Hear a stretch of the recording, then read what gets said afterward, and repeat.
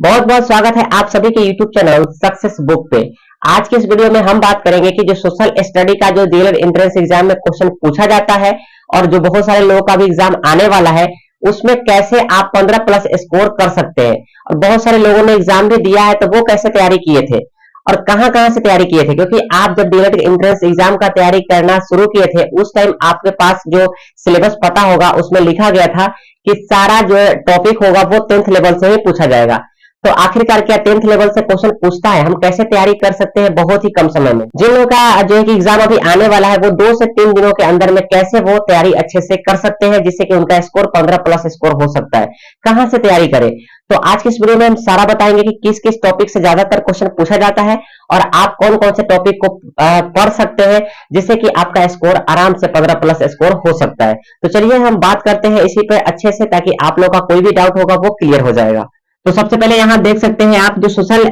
Science का जो यहाँ पर मैंने टॉपिक लिखा हूँ, यहाँ पर सबसे पहले क्या है कि ज्योग्राफी जो आपका आता है, इस ज्योग्राफी और हिस्ट्री और यहाँ पर पॉलिटिकल साइंस और इकोनॉमिक्स, तो सबसे ज्यादा जो क्वेश्चन पूछा जाता है आखिरकार किस चैप्टर से ज्यादा पूछा जाता है, ठीक है, इसके विषय में हम बात करेंगे। और दूसरा नंबर बात कि इसके सारा जो शॉर्ट फॉर्म है वो कहां से आप तैयारी कर सकते हैं, ठीक है, बहुत ही इजी तरीके से 2 से 3 दिन, मात्र 2 से 3 दिनों के अंदर में आप इसको पूरा कवर कर सकते हैं। कैसे, तो वो भी मैं बताऊंगा, यहाँ पर इसको पूरा आप देखिएगा। सबसे पहले ज्योग्राफी से बात करते हैं, जो आप भूगोल होता है, इस भूगोल से जो क्वेश्चन देखें तो 5 से 6 क्वेश्चन जरूर पूछता है, ठीक है। अगर आप देखेंगे तो एग्जाम में 5 से 6 क्वेश्चन जरूर ही पूछता है। उसके बाद आपका इतिहास जो होता है, इतिहास से भी अगर बात करें तो 5 से 6 क्वेश्चन रहता है, ठीक है,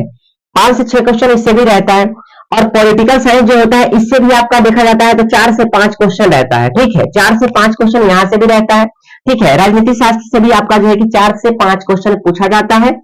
और ये वाला जो है इतिहास, इससे भी 5 से 6 क्वेश्चन आता है। भूगोल से भी 5 से 6 क्वेश्चन आता है। किसी किसी में क्या करता है कि भूगोल से 6 क्वेश्चन पूछ दिया, तो किसी में 4 से 5 क्वेश्चन जो इतिहास में रहता है, तो पॉलिटिकल साइंस में भी 5 से 6 क्वेश्चन रहता है।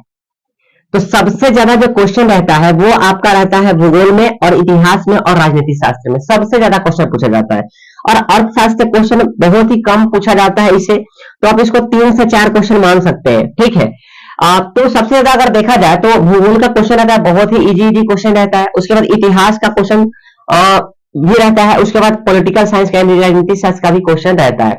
तो इसका जो है कि शॉर्ट फॉर्म जो है कि सबसे पहले आप कहां से तैयारी कर सकते हैं, तो आप लोग के आजू बाजू में जो बहुत सारे बच्चे होते हैं जो 10th का एग्जाम दिए हुए हैं, ठीक है, तो उनके पास एक एमबीडी नाम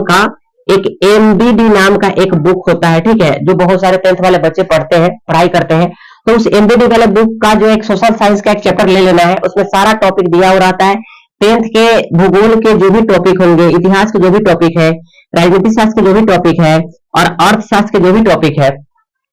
वो सारा का एमबीडी में दिया रहता है ऑब्जेक्टिव क्वेश्चन, ठीक है, ऑब्जेक्टिव क्वेश्चन आपको इसमें दिया हुआ रहता है। तो सब्जेक्ट वाइज क्या करना है कि इसमें एमपीडी में जो भी दिया हुआ रहता है सारा का टॉपिक, जैसे भूगोल का टॉपिक हो गया, इतिहास का टॉपिक हो गया, राजनीति शास्त्र का टॉपिक हो गया, अर्थशास्त्र का टॉपिक हो गया,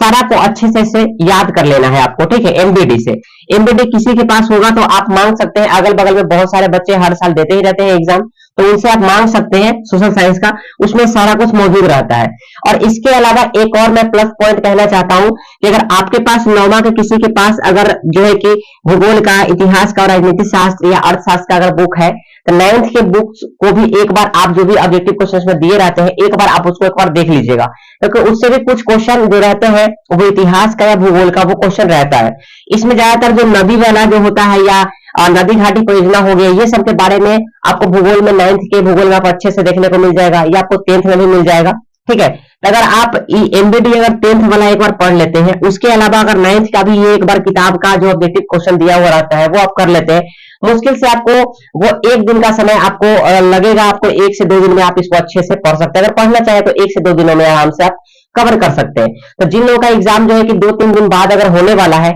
या जिन लोगों का एग्जाम अगर 28-27 के आसपास अगर होने वाला है, वो लोग भी इससे आराम से तैयारी कर सकते हैं, जिससे कि आपका सोशल साइंस में हम कह रहे हैं कि 15 प्लस स्कोर आप कर सकते हैं अगर अच्छे से आप जो है कि तैयारी कर लेते हैं। तो उम्मीद करते हैं कि आज का वीडियो आप लोगों को काफी अच्छा लगा होगा, और अगर लगा होगा तो इस वीडियो को लाइक कर दीजिएगा और अपने दोस्तों के साथ भी शेयर कर दीजिएगा, ताकि उनको भी इसके बारे में पता हो जाए। तो फिर मिलते हैं नेक्स्ट वीडियो में, तब तक के लिए जय हिंद।